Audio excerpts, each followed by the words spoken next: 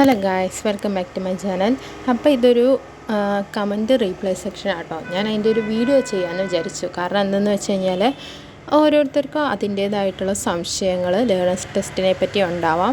അപ്പോൾ ഇതൊക്കെ കോമൺ ആയിട്ടുള്ള സംശയങ്ങളാണ്, എല്ലാവർക്കും തോന്നാവുന്ന സംശയങ്ങളാണ്. അപ്പോൾ അതിന് ഞാൻ ആ ഒരു കമൻറ്റിൽ വെറുതെ റീപ്ലൈ ഇട്ട് കഴിഞ്ഞ് കഴിഞ്ഞാൽ എല്ലാവർക്കും അത് വായിച്ച് നോക്കണമെന്നോ ഒന്നുമില്ല. അതുകൊണ്ടാണ് ഇങ്ങനത്തെ ഒരു വീഡിയോ പോലെയാക്കി ചെയ്യണത്. ഓക്കെ, നിങ്ങൾക്ക് പെട്ടെന്ന് മനസ്സിലാക്കാനായിട്ടും നിങ്ങളുടെ മനസ്സിൽ വരുന്ന ചോദ്യങ്ങളും നിങ്ങൾ കമൻ്റ് ഇട്ട് കഴിഞ്ഞാൽ അത് ഇതുപോലെ വീഡിയോ ആക്കി ചെയ്യുന്നതായിരിക്കും. അപ്പോൾ നിങ്ങൾക്ക് കൂടുതൽ മനസ്സിലാവും. അപ്പോൾ ആദ്യം ചോദിച്ചിരിക്കുന്നതെന്ന് വെച്ച് കഴിഞ്ഞാൽ MVD ആപ്പിൽ റോഡ് സുരക്ഷാ പരീക്ഷ അതിൽ 50 ക്വസ്റ്റ്യൻസ് വരുന്നുണ്ട്. അത് ചെയ്ത് എന്താണ് ഉദ്ദേശിച്ചതെന്ന് എനിക്കറിയില്ല. ഓക്കെ, MVD ആപ്പിൽ നമ്മൾ പോയി കഴിയുമ്പോൾ മോക്ക് ടെസ്റ്റ് എന്നുള്ളൊരു ഓപ്ഷൻ എടുത്ത് കഴിയുമ്പോൾ നമ്മുടെ മുന്നിൽ ഒരു ലെവൽസാണ് വരുന്നത്. ഓക്കെ, അതിനകത്തൊരു 46 ലെവലുകളുണ്ട്. അതിനകത്ത് നമ്മൾ പരീക്ഷ ഇങ്ങനെ ഓരോരോ ലെവലും കംപ്ലീറ്റ് ആക്കണമെങ്കിൽ നമുക്ക് ഇതുപോലെ തന്നെ നമ്മുടെ ഈ ലേണേഴ്സ് ടെസ്റ്റ് പോലെ തന്നെ 18 ക്വസ്റ്റ്യൻസ് ശരിയാക്കണം. എങ്കിൽ മാത്രമാണ് അടുത്ത ലെവലിലേക്ക് നമ്മൾ പോകുള്ളൂ. ആദ്യത്തെ ലെവലിൽ 18 ക്വസ്റ്റ്യൻ, ഇപ്പോൾ 16 ക്വസ്റ്റ്യൻ ആണ് ശരിയാക്കിയെങ്കിൽ അടുത്ത ലെവലിലേക്ക് നമുക്ക് പോകില്ല. വേറൊരു ക്വസ്റ്റ്യൻ പേപ്പർ അപ്പോൾ തന്നെ വരും. അപ്പോൾ അതാണ് ഞാൻ പറഞ്ഞത്, അത് ചെയ്ത് പഠിക്കുന്നത് നല്ലതാണ്. നമുക്ക് ആ ഒരു ഓർമ്മ നിൽക്കും.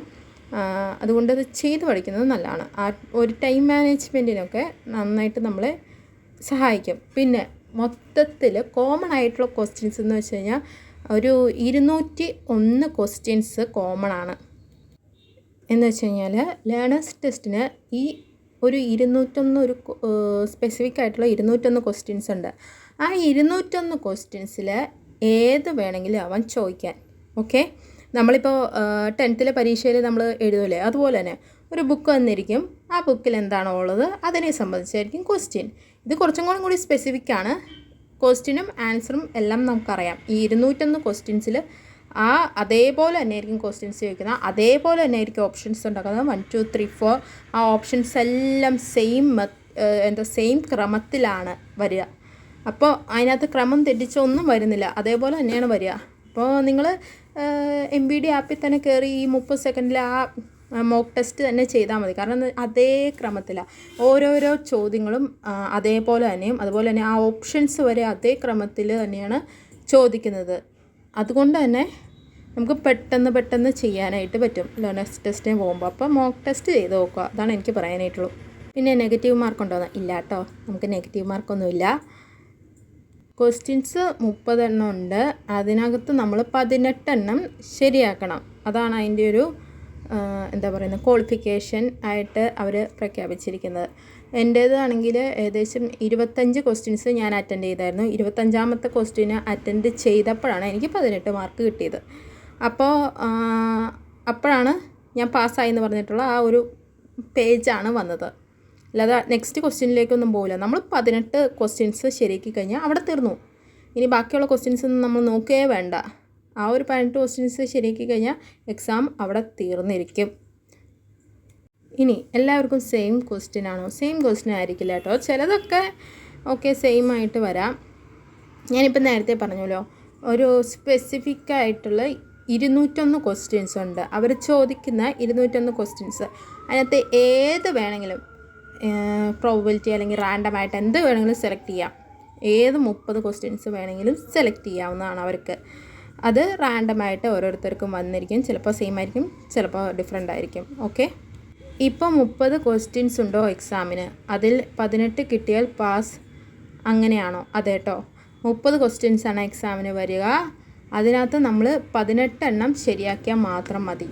എന്ന് വെച്ച് കഴിഞ്ഞാൽ ആദ്യത്തെ 18 എണ്ണം നമുക്ക് അറിയാവുന്ന ക്വസ്റ്റ്യൻസ് ആണെങ്കിൽ അത് ഒറ്റയടിക്ക് ആ ഒരു 18 എണ്ണം നമുക്ക് ശരിയാക്കാൻ പറ്റിക്കഴിഞ്ഞാൽ നമ്മളുടെ എക്സാം അവിടെ തീർന്നു. ഓക്കെ, ഞാൻ നേരത്തെയും പറഞ്ഞു, എൻ്റെതെന്ന് വെച്ച് കഴിഞ്ഞാൽ ഞാൻ 25ാമത്തെ ക്വസ്റ്റ്യൻസിലാണ് എനിക്ക് ആ ഒരു 18 എണ്ണം ശരിയാക്കാൻ പറ്റിയത്. അപ്പോൾ ഇറ്റ്സ് ഡിപ്പെൻസ്. ഞാൻ പറഞ്ഞല്ലോ, നേരത്തെ വീഡിയോയിൽ ഞാൻ പറഞ്ഞിരുന്നു, നമ്മൾ ഈ വലിയ ക്വസ്റ്റ്യൻ ഒക്കെ വരുമ്പോഴത്തേക്കും നമ്മൾ വായിച്ചേക്കാനായിട്ടൊന്നും നോക്കണ്ട. ഏതെങ്കിലും ഒന്ന് അറിയാമെങ്കിൽ മാത്രം ആൻസർ ചെയ്യുക. നമ്മളിപ്പോൾ മോക്ക് ടെസ്റ്റൊക്കെ ചെയ്ത് കുറേയൊക്കെ ചെയ്ത് പരിചയമുള്ള ക്വസ്റ്റ്യൻ്റെ ആണെങ്കിൽ ഇതാണ് ഓപ്ഷൻ എന്ന് അറിയാമെങ്കിൽ മാത്രം നമ്മൾ സബ്മിറ്റ് ചെയ്യുക. അല്ലെങ്കിൽ ഏതെങ്കിലും ഒന്ന് സബ്മിറ്റ് ചെയ്തിട്ട് നെക്സ്റ്റ് സബ്മിറ്റ് ബട്ടൺ ഞെക്കുക. ഓക്കെ, എന്നിട്ട് നെക്സ്റ്റ് ക്വസ്റ്റ്യനിലേക്ക് പോവുക. അല്ലാതെ വെറുതെ അതിനെപ്പറ്റി ആലോചിച്ചിരുന്ന സമയം കളയണ്ട. സമയം പോയി കഴിഞ്ഞ് കഴിഞ്ഞാൽ ഒന്നാമത്തെ കാര്യം നമുക്ക് ടെൻഷനാവും. 30 സെക്കൻഡ് കഴിയും, ഒരു ക്വസ്റ്റ്യൻസിൻ്റെ 30 സെക്കൻഡ് അങ്ങനെ പെട്ടെന്ന് കഴിയും. വെറുതെ ടെൻഷൻ അടിക്കേണ്ട കാര്യമില്ല. ഒക്കെ വായിച്ച് നോക്കരുത് ഒരിക്കലും ആ വലിയ ക്വസ്റ്റ്യൻസ് ഒന്നും. എക്സാം പേപ്പറിൽ, അതായത് നമ്മൾ ആ ഒരു എക്സാം സ്റ്റാർട്ട് ചെയ്ത് കഴിഞ്ഞ് വരുന്ന ആ ക്വസ്റ്റ്യൻസിൻ്റെ ഇടയ്ക്ക് 3 ക്വസ്റ്റ്യൻസ് കഴിയുമ്പോൾ വരുന്ന ലാസ്റ്റ് വരുന്ന ആ ഒരു ക്യാപ്ച എന്ന് വെച്ച് കഴിഞ്ഞാൽ എനിക്ക് വന്നിരുന്നത് ക്യാപിറ്റൽ ലെറ്റേഴ്സ് മിക്സ്ഡ് വിത്ത് നമ്പേഴ്സായിരുന്നു. ഓക്കെ, എക്സാമിന് മുന്നേ ഒരു ഇതുണ്ട്, നമ്മളുടെ ആപ്ലിക്കേഷൻ നമ്പർ പിന്നെ ക്യാപ്ച എന്ന് പറയുന്നത്. ക്യാപ്ചയാണോ എന്നെനിക്ക്, അതോ ഫോണിൽ വരുന്ന OTP അങ്ങനെ എന്തോ ഒന്നുണ്ട്. അത് കഴിഞ്ഞിട്ട് പിന്നെയുണ്ട് ക്യാപ്ച പ്ലസ് പിൻ നമ്പറും കൂടിയുണ്ട്. അപ്പോൾ അതിനകത്ത് ചെറിയ വ്യത്യാസം വരാം കേട്ടോ. അങ്ങോട്ടും ഇങ്ങോട്ടും ഏത് 2 പേജിനകത്ത് ഏതൊക്കെയാണ് വരുന്നതെന്ന് ഞാനിപ്പോൾ ഓർക്കുന്നില്ല. ആ ഒരു ടെൻഷനിൽ എഴുതിയത് കൊണ്ട് തന്നെ എനിക്ക് അത്രയ്ക്ക് ഓർമ്മയില്ല. അപ്പോൾ ആ ഒരു ആദ്യം സ്റ്റാർട്ട് ചെയ്യുന്നതിന് മുന്നേ ഉള്ള ആ ഒരു ക്യാപ്ചയിൽ എനിക്ക് സ്മോൾ ലെറ്റർ ഉണ്ടായിരുന്നു കേട്ടോ. അത് ഞാൻ എന്താ പറയുക, എഴുതി കഴിഞ്ഞ് കഴിഞ്ഞപ്പോൾ ആ ഒരു ക്യാപ്ച തെറ്റായിട്ടും വന്നു. പക്ഷേ അത് നമ്മൾ ടെൻഷൻ അടിക്കേണ്ട ഒരു കാര്യമില്ല. നമ്മുടെ എക്സാം സ്റ്റാർട്ട് ചെയ്തിട്ടില്ല, അതിൻ്റെ ഡീറ്റെയിൽസ് കൊടുക്കുന്നതേ ഉള്ളൂ. അപ്പോൾ ആ ഒരു ക്യാപ്ച തെറ്റായി കഴിഞ്ഞ് കഴിഞ്ഞാലും നിങ്ങൾ വെറുതെ ടെൻഷൻ അടിക്കേണ്ട. പുതിയൊരു റീഫ്രഷ് ചെയ്യുകയോ അല്ലെങ്കിൽ ആ തെറ്റാന്ന് കാണിക്കുമ്പോഴത്തേക്കും അവിടെ പുതിയൊരു ക്യാപ്ച വരും. അപ്പോൾ അതുപോലെ തന്നെ നമ്മൾ എഴുതി അടിച്ച് പതുക്കെ സമയം എടുത്ത് തന്നെ അടിച്ചോ, കുഴപ്പമില്ല. പക്ഷേ എക്സാമിൻ്റെ ക്യാപ്ച എനിക്കൊന്ന് 4 ലെറ്ററാണുള്ളത്. അപ്പോൾ 4 ലെറ്ററിൽ അത് ക്യാപിറ്റൽ ലെറ്ററും ഉണ്ടാവും. എനിക്ക് ക്യാപിറ്റൽ ലെറ്ററും വിത്ത് നമ്പേഴ്സുമാണ് മിക്സഡ് ആയിട്ടാണ് വന്നത്. അപ്പോൾ അത് അത്രേ ഉള്ളൂ. നമ്മൾ അത്രയ്ക്ക് വലിയ പേടിച്ചൊന്നും ചെയ്യേണ്ട ഒരു കാര്യമൊന്നുമില്ല. അപ്പോൾ ഇനി സ്മോൾ ലെറ്റർ വന്നവരുണ്ടോയെന്ന് അറിയാൻ പാടില്ല. എനിക്ക് പേഴ്സണലി ക്യാപിറ്റൽ ലെറ്റർ പ്ലസ് മറ്റേ നമ്പേഴ്സും മിക്സഡ് ആയിട്ടാണ് വന്നത്. ബാക്കിയുള്ളവരുടെ കാര്യം എനിക്കറിയില്ല, ഞാൻ ചോദിച്ചില്ല. ഓക്കെ, ക്യാപ്ച എത്ര സെക്കൻഡ്? ക്യാപ്ചയ്ക്കും ക്വസ്റ്റ്യനും 30 സെക്കൻഡാണ് ടൈം പറഞ്ഞിരിക്കുന്നത്. ഓക്കെ, അതാണ് ഞാൻ പറഞ്ഞ മോക്ക് ടെസ്റ്റുകൾ ഇഷ്ടംപോലെ ചെയ്ത് നോക്കാൻ പറഞ്ഞത് MBD ലീഡ്സിലെ. അപ്പോൾ ആ ഒരു 30 സെക്കൻഡ് നമുക്ക് ഏകദേശം മാനേജ് ചെയ്ത് ക്യാപ്ച എഴുതി നെക്സ്റ്റ് സബ്മിറ്റ് ബട്ടൺ ഞെക്കി നെക്സ്റ്റ് ക്വസ്റ്റ്യനിലേക്ക് പോകാനായിട്ടുള്ള ടൈം മാനേജ് ചെയ്യാനായിട്ട് നമുക്ക് കിട്ടും. പിന്നെ ക്യാപ്ച ശരിയായില്ലെങ്കിലോ സമയം പോയിക്കൊണ്ടേയിരിക്കും. ശരിയാവുന്നവരെ ആ ക്യാപ്ച അടിച്ചുകൊണ്ടേയിരിക്കണം. ക്യാപ്ച എവിടെയാണ് വരുന്നത് എന്നൊക്കെ ഉള്ളത് ഞാൻ നേരത്തെ പറഞ്ഞിട്ടുണ്ട്. എങ്ങനെ എഴുതേണ്ടതെന്നുള്ളതിൻ്റെ വീഡിയോ ഒക്കെ ചെയ്തിട്ടുണ്ട്. അപ്പോൾ അതെല്ലാം കണ്ട് മനസ്സിലാക്കിയിട്ട് എക്സാമിന് പോവുക. ഓക്കെ, അപ്പോൾ അത്രയാണ് പറയാനായിട്ടുള്ളത്. പിന്നെ നെക്സ്റ്റ് കമൻറ്റ് വന്നിട്ട്, ഒരു മിനിറ്റ്, അടുത്ത കമൻറ്റിലേക്ക് പോകാം. ക്യാപ്ച ചെയ്യാനും നമ്പേഴ്സ് ടൈപ്പ് ചെയ്യാനും പറഞ്ഞു തരാമോ പ്ലീസ്? ടൈപ്പ് ചെയ്യാൻ എങ്ങനെയാണ്? IT നോളജ് കുറവാണ്. ഒന്നാമത്തെ കാര്യം, ഇത് എഴുതിയ ആളോട് പറയാനായിട്ടുള്ളതെന്ന് വെച്ച് കഴിഞ്ഞാൽ, നിങ്ങൾ പേടിക്കരുത്. നമുക്ക് എന്താ പറയുക, ജസ്റ്റ് കമ്പ്യൂട്ടർ എന്താണ്, കീബോർഡ് എന്താണ്, മൗസ് എന്താണ്, ഇത്ര അറിഞ്ഞാൽ മാത്രം മതി. അല്ലാതെ അതിനകത്ത് ടെക്നിക്കലായിട്ട് ഒന്നും തന്നെ ചോദിക്കുന്നില്ല. നമ്മൾ ജസ്റ്റ് ക്ലിക്ക് ചെയ്യുക, മൗസ് കൊണ്ട് ക്ലിക്ക് ചെയ്യുക. അതുപോലെ തന്നെ കീബോർഡിനകത്ത് നമ്പേഴ്സ് എവിടെയാണ് അവിടെ നമ്പർ എൻ്റർ ചെയ്യുക. അതുപോലെ തന്നെ ലെറ്റേഴ്സും എൻ്റർ ചെയ്യുക. അത്രയേ ഉള്ളൂ. പേടിക്കരുത്. ഓക്കെ, നമ്മൾ ടെൻഷൻ അടിച്ച് അയ്യോ എന്താവും എങ്ങനെയാവും എന്ന് പറഞ്ഞാൽ ടെൻഷൻ അടിച്ച് പോയി കഴിഞ്ഞ് കഴിഞ്ഞാൽ നമുക്ക് ഒരിക്കലും കിട്ടില്ല. നമ്മൾ ടെൻഷൻ അടിക്കുമ്പോഴത്തേക്കും ഒന്നാമത് സമയം ലിമിറ്റഡാണ്. ടെൻഷൻ അടിക്കുമ്പോൾ നമ്മൾ എന്താണെങ്കിലും എന്താ പറയുന്നത്, നെഗറ്റീവായിട്ടുള്ള ഇതായിരിക്കും, തെറ്റായിട്ടുള്ള ഇതായിരിക്കും നമ്മൾ എൻ്റർ ചെയ്യുള്ളൂ. ടെൻഷൻ അടിക്കുമ്പോൾ ശ്രദ്ധിച്ചാലറിയാം, നമുക്ക് ആ ഒരു ടെൻഡൻസി കൂടുതലായിരിക്കും തെറ്റായിട്ട് എൻ്റർ ചെയ്യാനായിട്ടുള്ളത്. അപ്പോൾ പിന്നെ എൻ്റർ ചെയ്ത് കഴിഞ്ഞിട്ട് സബ്മിറ്റ് ചെയ്യുമ്പോഴത്തേക്കും ആ ക്യാപ്ച ശരിയല്ല എന്ന് വരും. നമ്മൾ വീണ്ടും ടെൻഷൻ അടിക്കും. അപ്പോൾ അങ്ങനെ സമയം പോവും. 15 മിനിറ്റാണ് ഉള്ളൂ. പിന്നെ കൂടുതൽ സബ്മിറ്റ് ബട്ടൺ അടിച്ചാൽ അത് മൊത്തത്തിൽ സൈറ്റ് ബ്ലോക്കായി എല്ലാം ഡിസ്ക്വാളിഫൈ ആവും. ഡിസ്ക്വാളിഫിക്കേഷനും വരുന്നുണ്ട്. ഓക്കെ, അതുകൊണ്ടും കൂടി ഓർത്തിരിക്കുക. സബ്മിറ്റ് ബട്ടൺ ഒരൊറ്റ തവണ മാത്രമാണ് ഞെക്കാൻ പറ്റുള്ളൂ. അത് മതി. അത് കഴിഞ്ഞിട്ടൊരു നിങ്ങൾ കുറച്ച് നേരം ഒരു 3 സെക്കൻഡ് വെയിറ്റ് ചെയ്യുക. 3 സെക്കൻഡ് വെയിറ്റ് ചെയ്യുമ്പോഴത്തേക്കും അടുത്ത പേജിലേക്ക്, അടുത്ത ക്വസ്റ്റ്യനിലേക്ക് എത്തും. അതിങ്ങനെ ഞെക്കിയപ്പോൾ തന്നെ വന്നില്ല എന്ന് പറഞ്ഞിട്ട് കുറേ തവണ ഇങ്ങനെ ഞെക്കിക്കൊണ്ടേ ഇരിക്കുവാണെങ്കിൽ ആ സൈറ്റ് ബ്ലോക്കാവും. നമ്മളുടെ ആ എക്സാമിന് നമ്മൾ ഡിസ്ക്വാളിഫൈ ആക്കി വിടുകയാണ് അവർ ചെയ്യുന്നത്. ഓക്കെ, അപ്പോൾ ടെൻഷൻ അടിക്കരുത്. ടെൻഷൻ അടിച്ചു കഴിഞ്ഞാൽ ഇതെല്ലാം നമ്മൾ ചെയ്യാനായിട്ടുള്ള നമ്മളുടെ ടെൻഡൻസി കൂടും. അത് നമുക്ക് നെഗറ്റീവായിട്ട് ബാധിക്കും. ഓരോ സിസ്റ്റത്തിലും വെവ്വേറെ ക്വസ്റ്റ്യനാണ്. പക്ഷേ ഒരേ സിസ്റ്റത്തിൽ ഓരോരോ ക്വസ്റ്റ്യനാണെന്നും പറയാനായിട്ട് പറ്റില്ല. കാരണം എന്താണെന്ന് വെച്ച് കഴിഞ്ഞാൽ ഒരു സിസ്റ്റത്തിൽ ഒരാൾ എഴുതിയ ക്വസ്റ്റ്യൻ ആയിരിക്കില്ല രണ്ടാമത് ആ സിസ്റ്റത്തിൽ ഇരുന്ന് ചെയ്യുന്നവർക്ക് കിട്ടുന്നത്. ഓക്കെ, ക്വസ്റ്റ്യൻസ് എല്ലാം മാറി ഷഫിൾ ചെയ്ത് വന്നേക്കും. ഞാൻ പറഞ്ഞില്ലേ 201 പൊതുവേ ചോദിക്കുന്ന 201 ക്വസ്റ്റ്യൻസ് ഉണ്ട്. അതിനകത്ത് ഏത് ക്വസ്റ്റ്യൻ വേണമെങ്കിലും നമ്മളോട് ചോദിക്കാം. അത് ഏത് കമ്പ്യൂട്ടറിൽ ഇരിക്കുന്നതെന്നനുസരിച്ചും അതുപോലെ നമ്മുടെ ഭാഗ്യം അനുസരിച്ചും ഒക്കെ ഇരിക്കും ആ ഒരു ക്വസ്റ്റ്യൻസ്. നമുക്കറിയാവുന്ന ക്വസ്റ്റ്യൻസ് വരുന്നതൊക്കെ അതിൻ്റെ പ്രോബിലിറ്റി ഒന്നും നമുക്ക് പറയാനായിട്ട് പറ്റില്ല. നന്നായിട്ട് പഠിച്ചിട്ട് പോകും, അത്രേ പറയാനായിട്ടുള്ളൂ.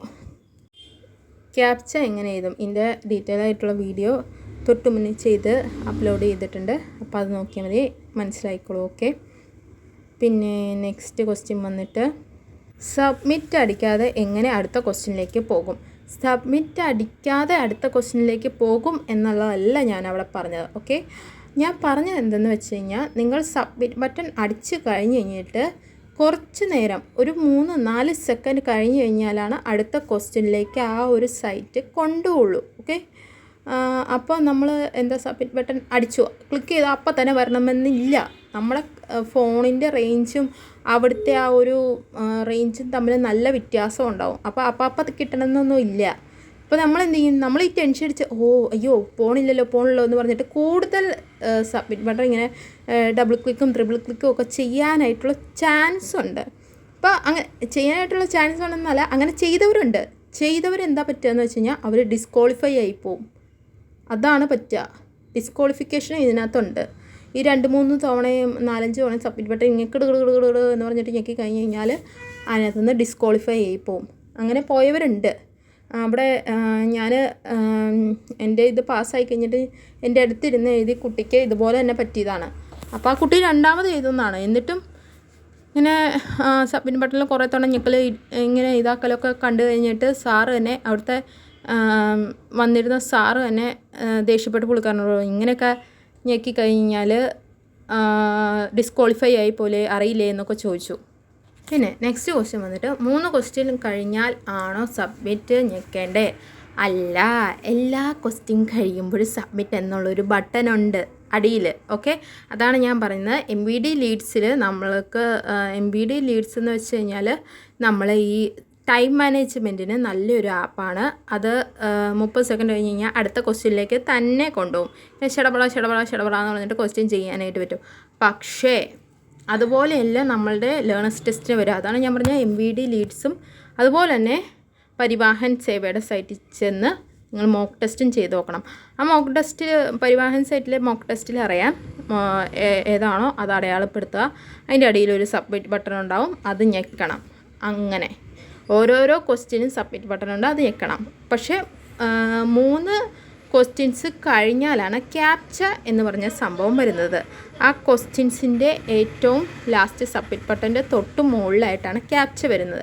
അതിനകത്താണ് ആ ക്യാപ്ചയിൽ ചിലപ്പോൾ ആരും അത്രയ്ക്ക് ശ്രദ്ധിക്കില്ല ക്യാപ്ച. അപ്പോൾ എവിടെയാണ് എഴുതേണ്ടതെന്ന് അറിയാൻ പാടില്ല, ക്യാപ്ച എന്താണെന്ന് അറിയാൻ പാടില്ല. അപ്പം സബ്മിറ്റ് ബട്ടൺ ഞെക്കുമ്പോഴത്തേക്കും എന്താ പറ്റുക, ക്യാപ്ച നമ്മൾ എഴുതിയിട്ടില്ലെങ്കിൽ അടുത്ത ക്വസ്റ്റ്യനിലേക്ക് പോവില്ല. അപ്പം ഇതുപോലെ തന്നെ നമ്മൾ ഈ 2-3 തവണ ഇങ്ങനെ ഞെക്കാനായിട്ടുള്ള ടെൻഡൻസി കൂടുതലാവും. അപ്പോൾ എന്ത് പറ്റും, നമ്മൾ ഡിസ്ക്വാളിഫൈ ആവും. പിന്നെ അടുത്ത ക്വസ്റ്റ്യൻ കിട്ടിയില്ലെങ്കിൽ നമുക്ക് പെട്ടെന്ന് ടെൻഷൻ കൂടും. അതിപ്പോൾ ആരാണെങ്കിലും അതെ. ഇപ്പോൾ 15 മിനിറ്റ് ആണുള്ളൂ, ഒരു ക്വസ്റ്റ്യന് 30 സെക്കൻഡേ ഉള്ളൂ. ആരൊക്കെയാണെങ്കിലും ടെൻഷൻ വരും. എനിക്ക് നല്ല ടെൻഷനായിരുന്നു എഴുതാൻ പോയപ്പോൾ. ആദ്യം കയറിയവരെല്ലാവരും അയ്യോ ഭയങ്കര പാടാണ്, നിങ്ങളൊന്നും വിചാരിക്കരുത്, ഭയങ്കര പാടാണ്, ഭയങ്കര ബുദ്ധിമുട്ടാണ് എന്നൊക്കെ പറഞ്ഞിട്ട് എഴുതിയപ്പോൾ ഇറങ്ങിയപ്പോഴത്തേക്ക് എനിക്ക് ഭയങ്കര ടെൻഷനായിരുന്നു. ടെൻഷൻ എന്ന് വെച്ച് കഴിഞ്ഞാൽ ഭയങ്കര ടെൻഷനായിരുന്നു. പിന്നെ എനിക്ക് ആ ഒരു ടൈം മാനേജ് ചെയ്യാനായിട്ട് പറ്റി. അതാണ് മെയിൻ നമ്മൾ നോക്കേണ്ടത്. ടൈം മാനേജ്മെൻറ്റാണ് മെയിൻ നോക്കേണ്ടത്. ഓക്കെ.